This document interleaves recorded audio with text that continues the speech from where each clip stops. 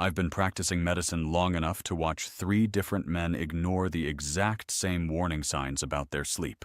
All 3 of them walked into my office eventually with testosterone levels so catastrophically low that I made the lab run the tests a second time because I didn't believe the numbers. Every single one of those cases was completely preventable. So let me be brutally clear from the start. Sleep is not some optional bonus feature in your health routine. It's not something you can outsmart with supplements or magically fix by sleeping till noon on Saturday. Your hormones, especially testosterone, are either built or destroyed by what happens during those 7 to 8 hours you spend unconscious every night. And if you think you're somehow getting away with 5 hours a night just because you feel fine, let me stop you right there. You're not getting away with anything. Your body has simply stopped sending you the warning signal. It's already failing. You just don't feel it yet. Here's the first thing most people completely misunderstand. Sleep is not an off switch. You don't power down at night like a laptop entering sleep mode. Your brain doesn't shut off. Your metabolism doesn't pause and wait politely for morning. What actually happens is far more remarkable. The kingdom of the vagus nerve takes over. During the day, your sympathetic nervous system runs the entire show. It keeps you alert, reactive, primed to move and respond. At night, the parasympathetic system seizes control. The vagus nerve, often called the rest and digest nerve, becomes the dominant governing force in your body. And under its rule, your brain gets to work in ways it simply cannot during waking hours. It processes the day's avalanche of information. It sends signals to your organs. There are even emerging theories suggesting your brain receives data transmissions from your gut microbiome at night and uses that intelligence to recalibrate your entire biological system.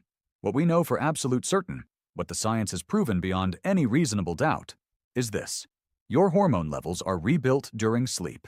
Testosterone, growth hormone, melatonin, leptin, ghrelin.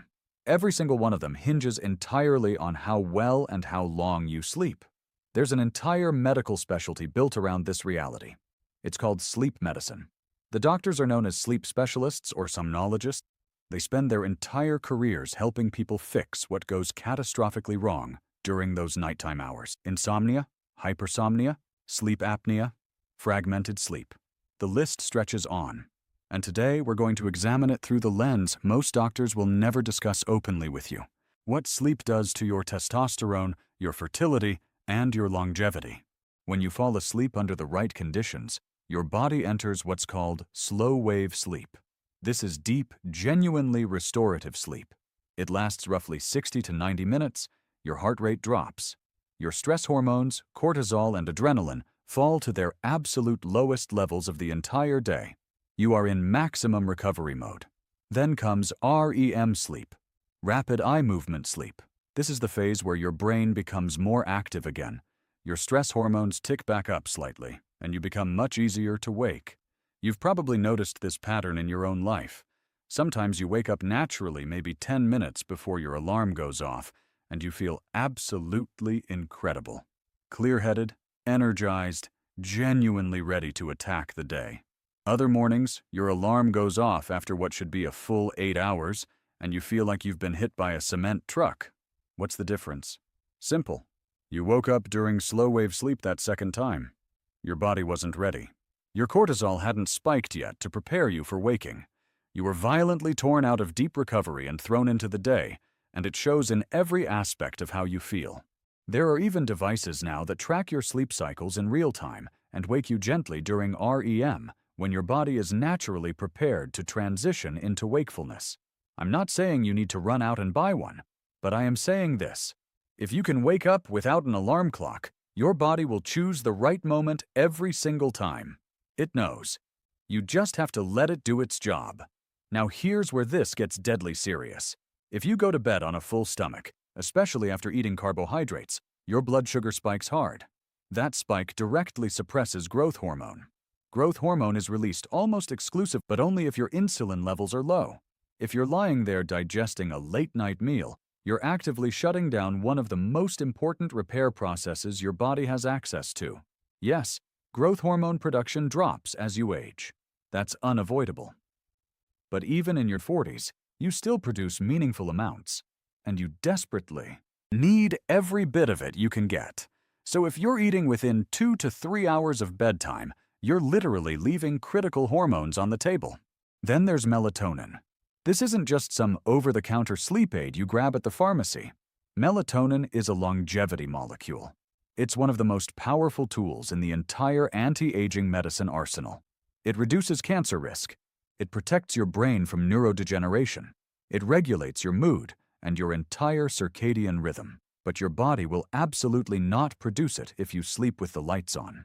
Even a tiny amount of light, like the faint glow from a street lamp filtering through your curtains, or the standby LED on your television, penetrates your eyelids and signals your brain that it's still daytime.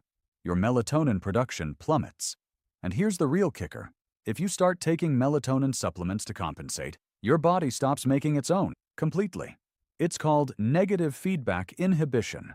So unless you're willing to take melatonin every single night for the rest of your life, the far better move is to fix your sleep environment now. That means blackout curtains. A sleep mask if you absolutely have to. No screens for at least an hour before bed. And if you work night shifts or you're going to bed at 3 or 4 in the morning because of your schedule, your melatonin levels are going to suffer no matter what you do. Your circadian rhythm doesn't care about your work obligations or your social life. It cares about the sun. Period. Here's something else most men will never bring up with their doctor, because they think it's just normal aging. If you're waking up 2 or 3 times every night to urinate, that is not normal. It might be a sign of an enlarged prostate. It might be a deeper hormonal issue. But either way, every single time you wake up, you're fragmenting your sleep architecture. You're cutting into your REM cycles. You're spiking your cortisol at the exact wrong time. And you're making the underlying problem progressively worse. This is exactly why I always tell my patients, your health is not a random list of isolated symptoms you treat one at a time. It's a system. It's interconnected. And in our BioCheck program, where we conduct comprehensive remote health assessments with direct specialist consultations, we look at everything together as one unified picture. Sleep, hormones, metabolic markers, prostate health, cardiovascular function, because you simply cannot fix one without understanding how it affects all the others. There's a link to that program in the description if you want to actually get answers instead of guesses. Let me tell you about a patient I saw just a few months ago. He's a dentist, mid-40s, sharp guy. Came to me saying he'd been struggling for 6 straight months with crushing low energy, brain fog, 0 sex drive. I pulled up his labs, and they were perfect. Testosterone was in the high normal range. Everything else looked textbook. So I asked him a simple question. When exactly? Did you have this blood work done? He said, right after I got back from vacation. That was the tell. That's when I knew. I told him to go back to work for 2 or 3 weeks, and then retest everything. He did. And his testosterone had dropped 30%. Why? Because on vacation, he actually slept. He woke up naturally. He wasn't chronically stressed. His cortisol was low, and his sleep was uninterrupted for the first time in months. Back in the city, working 12-hour days, going to bed at midnight, waking up to a screaming alarm at 6 in the morning, his body simply couldn't keep up. It was breaking down in real time. Sleep is the foundation. If you don't have that locked down, I don't care how many supplements you take, how much testosterone replacement you do, how many biohacking protocols you follow. None of it is going to get you where you need to be. You're building a house on sand. So what's the right way to sleep? Let me break it down, step by step. First, sleep on an empty stomach. No food for at least 2 to 3 hours before bed. Definitely no carbohydrates. None. Second, sleep in. Complete darkness. Blackout curtains. No LEDs anywhere. No phone charging on your nightstand with the screen glowing at you all night.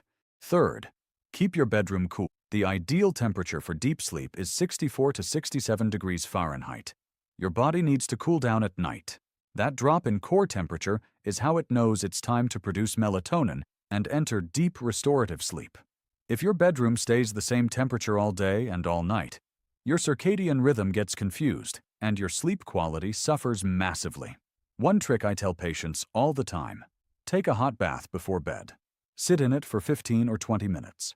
Add some Epsom salt, which is magnesium sulfate, to help your muscles relax. Then get out and let your body cool down naturally. The sudden drop in core temperature will trigger a melatonin surge and make it dramatically easier to fall asleep. It's one of the oldest sleep hacks in the book, and it works better than most of the pills people are taking. Fourth, sleep in silence.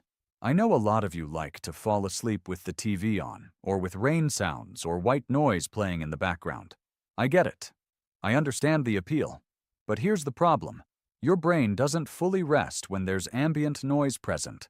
Even if you're not consciously hearing it, your auditory cortex is still processing it. That keeps you locked in lighter stages of sleep and prevents you from cycling into the deep, restorative phases you actually need to recover. And this isn't just about the TV or a noise machine. If you live in a city, you're dealing with relentless background noise pollution. The acceptable level of ambient noise for healthy sleep is around 20 to 30 decibels. In most major cities across the United States, the baseline is 50 to 60 decibels. You don't even notice it anymore, but your nervous system does. And over time, that chronic noise exposure increases your risk of heart disease, stroke, high blood pressure, and even certain cancers. There are longitudinal studies showing that children who grow up near airports have measurably lower cognition than their peers in quieter areas. The noise doesn't have to be loud. It doesn't have to be jarring. It just has to be constant. That's enough to do the damage. If you can't move to the countryside tomorrow, use earplugs. Yes, you might sleep through your alarm. That's a trade-off you have to consider. But if the alternative is years of fragmented sleep, elevated cortisol, and a slow march toward chronic disease, I'd take the earplugs every time. Now let me hit you with something genuinely uncomfortable. You cannot catch up on sleep. A lot of guys think they can coast on 5 hours a night during the week and then somehow recover by sleeping 12 hours on Saturday. It doesn't work that way. The damage done by chronic sleep deprivation, the hormonal disruption, the metabolic dysfunction, the cognitive decline cannot be erased with one long weekend nap. It doesn't reset. It doesn't balance out. Your body doesn't bank sleep like a savings account. It needs consistency. It needs rhythm. I used to think differently. Early in my training, I genuinely believed that as long as you got the total hours eventually, your body would adapt and recover. Then I looked at the data. I saw it play out in my own patients over and over. The guys who slept poorly during the week and tried desperately to make up for it on weekends still had low testosterone, high cortisol, poor insulin sensitivity, and terrible lipid profiles. The ones who slept 7 to 8 hours every single night, even if their total weekly sleep time was roughly the same, had dramatically better outcomes across every marker we measured. I was wrong, and I changed how I counsel my patients because of it. That's what the evidence does. It humbles you. Here's another thing that'll surprise you. Sleeping with a partner can genuinely hurt your sleep quality. I'm not saying you should kick your wife out of bed, but if she likes the room hot and you need it cold, if she wants to cuddle and you overheat easily, if she snores or tosses and turns all night, yeah, your sleep is going to suffer. Some couples who love each other deeply choose to sleep in separate rooms for exactly this reason, and their health improves dramatically because of it. There's no shame in prioritizing your sleep.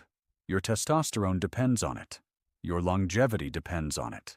Your ability to think clearly, stay lean, build muscle, maintain a healthy sex drive, produce viable sperm. All of it starts with sleep. Everything flows from that foundation. And if you're one of those bodybuilders waking up at 2 in the morning to chug a protein shake because you're terrified of going catabolic, stop. You're destroying your sleep to chase marginal muscle gains. It's not worth it. Your growth hormone production, your testosterone, your actual recovery, all of that happens during uninterrupted sleep. You're shooting yourself in the foot and calling it optimization. There's a concept in medicine we sometimes refer to as the hour of death. It's around 4 or 5 in the morning. That's when the circadian rhythm shifts. Cortisol spikes hard. Your autonomic nervous system recalibrates. And that's when a disproportionate number of critically ill patients in ICUs around the world pass away.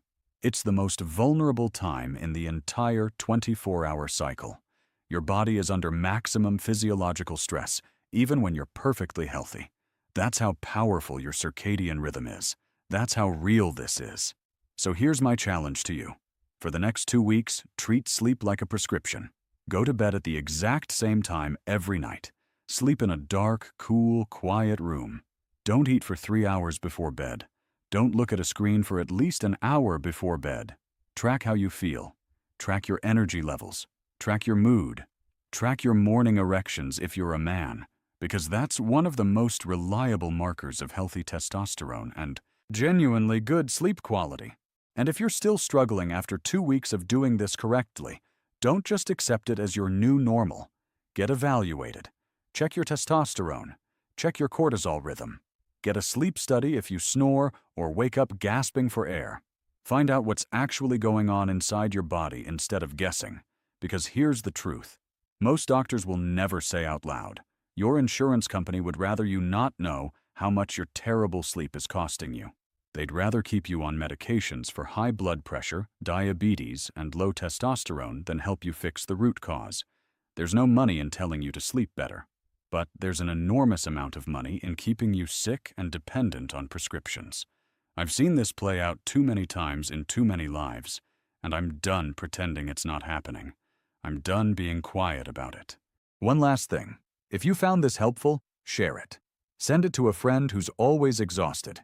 Send it to your dad, who hasn't slept well in years. Send it to the guy at your gym who's doing everything right with his training and nutrition, except getting enough sleep. This isn't common knowledge, and it absolutely should be.